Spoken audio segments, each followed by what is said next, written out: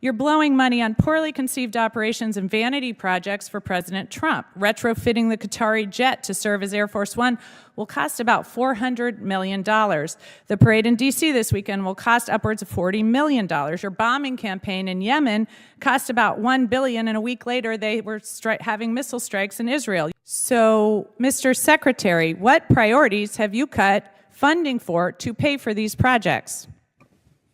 We make trade-offs every day, and I would imagine what we want to spend on is quite different than what the previous administration did. Well, I think Made the American those changes quickly, and they're reflected in this budget, and we're very proud of them. I think the American people can see why I'm so concerned about this incompetence. This hearing was nothing short of explosive.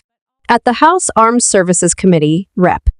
Mikie Sherrill tore into Trump's Defense Secretary Pete Hegseth, accusing him of operational incompetence, managerial incompetence, and budgetary incompetence.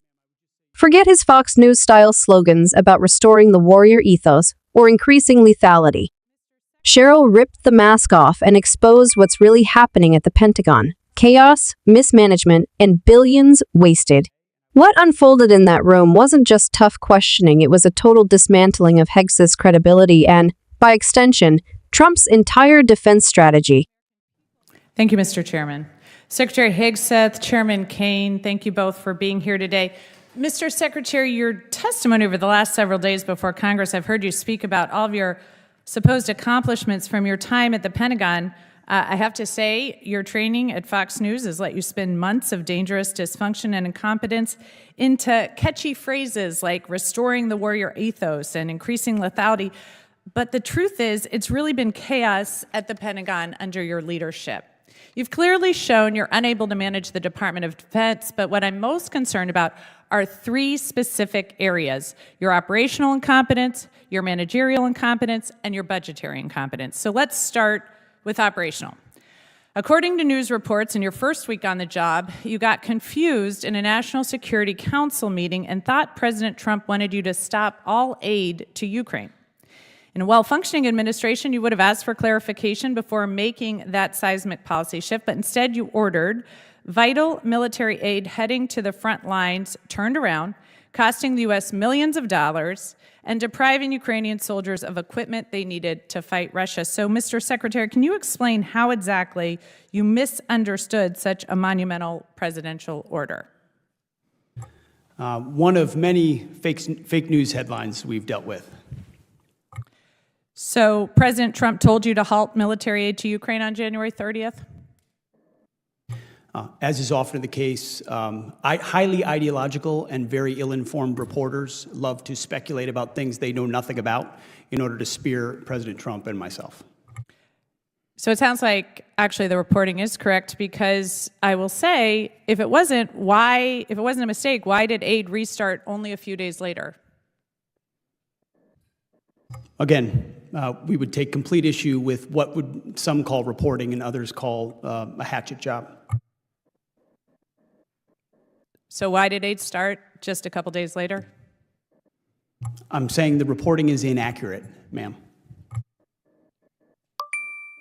I don't think that's correct. So let's move on to your managerial incompetence. I think we can see why you misunderstood the president, because you're obviously misunderstanding my questions. Less than a month into the job, you fired the chairman of the Joint Chiefs, C.Q. Brown, and the chief of naval operations, Lisa Franchetti, without cause. And to this day, you still have not provided an adequate explanation for removing them. As far as I can tell, you fired C.Q. Brown because he was black and Lisa Franchetti because she is a woman. So nearly 4 months later, we still don't have a new nominee for Chief of Naval Operations. News reports, and you can contest it, but I'd love to hear your answer, say that you haven't nominated someone because qualified admirals keep turning the position down. So tell me, Mr. Secretary, when will Congress receive your nomination for the next chairman of the next chief of naval operations? Ma'am, with all due respect, I would suggest not believing every headline you read. With all due respect, I'd like your nomination. When will we see it?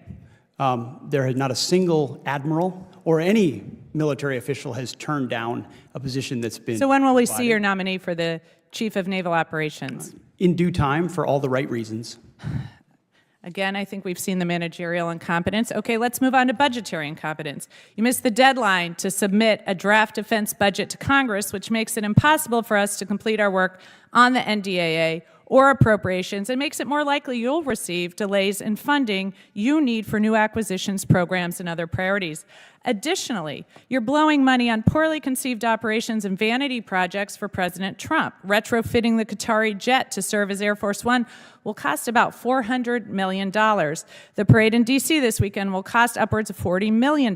Your bombing campaign in Yemen cost about $1 billion, and a week later they were having missile strikes in Israel. Your operations in L.A. will cost tens of millions of dollars, and you claim to be cutting costs at the Pentagon, but all I see are wasted dollars better spent addressing our most pressing threats like China. So, Mr. Secretary, what priorities have you cut funding for to pay for these projects? Ma'am, I would just say your list left off securing the southern border. So, Mr. Secretary, what priorities have you cut funding for to pay for these projects? We make trade-offs every day, and I would imagine what we want to spend on is quite different than what the previous administration did. Well, I think Made the American those changes quickly, and they're reflected in this budget, and we're very proud of them. I think the American people can see why I'm so concerned about this incompetence. Thank you, and I yield back. Rep. Sherrill started with Hegseth's first major blunder, halting military aid to Ukraine. According to reports, in his very first week as Defense Secretary, Pete Hegseth misunderstood President Trump in a National Security Council meeting. Instead of clarifying, he ordered vital U.S. aid shipments turned around.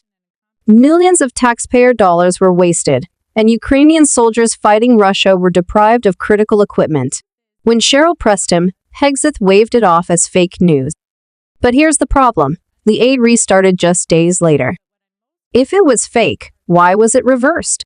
Either Hegseth panicked, misinterpreted Trump, or blindly obeyed a reckless order without question. None of those options are acceptable for a defense secretary. Sherrill's point was clear. In national security, confusion can cost lives. A Pentagon chief who can't distinguish between orders and rumors isn't just incompetent, he's a threat to U.S. credibility abroad. Sherrill zeroed in on Hegseth's purge of top military leaders. Less than a month into the job, he fired General C.Q. Brown, the Joint Chiefs Chairman, and Admiral Lisa Franchetti, the Chief of Naval Operations. Both were highly respected, both were qualified, and both were dismissed without any real explanation. Sherrill didn't mince words. It looked like Brown was fired because he's black and Franchetti because she's a woman. And nearly 4 months later, the Navy still doesn't have a new chief. Reports suggest qualified admirals don't even want to serve under Hegseth. Hegseth denied it, claiming no one had turned down the role. But when Sherrill pressed him for a timeline on a new nominee, all he could say was in due time. Military leadership depends on stability and trust. By firing top officers without cause and leaving critical roles vacant, Pete Hegseth has weakened the chain of command. Sherrill exposed how Trump's Pentagon prioritizes loyalty tests over competence, and that's dangerous for America's readiness. Sherrill hit Hegseth on money, and the numbers tell their own story.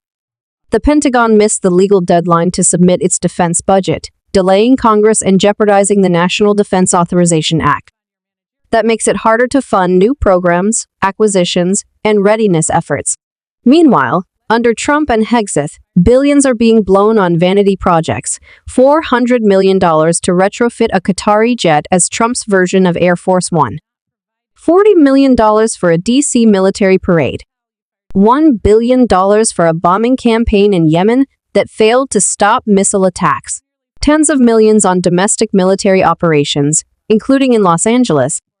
When Sherrill demanded to know which priorities had been cut to pay for this, Hegseth dodged again, mumbling about trade-offs and trying to shift the focus to the southern border.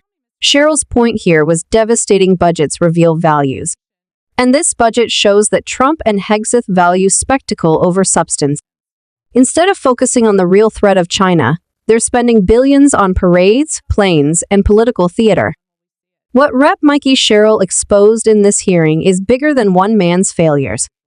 Pete Hegseth's leadership at the Pentagon shows an administration run on loyalty, spin, and vanity, not competence. halting aid to allies, purging respected generals, wasting billions. It all adds up to one truth: America's defense is being undermined from within. The Pentagon isn't a campaign stage. It's supposed to be the shield of the nation. But under Trump and Hegseth, it's become a platform for chaos and political stunts. Do you think Sherrill was right to call this out as incompetence across the board? Or is Hegseth just deflecting blame for Trump's chaos?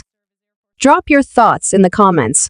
And if you want more hard-hitting breakdowns of these hearings, make sure to like, share, and subscribe. It helps us cut through the spin and bring you the truth.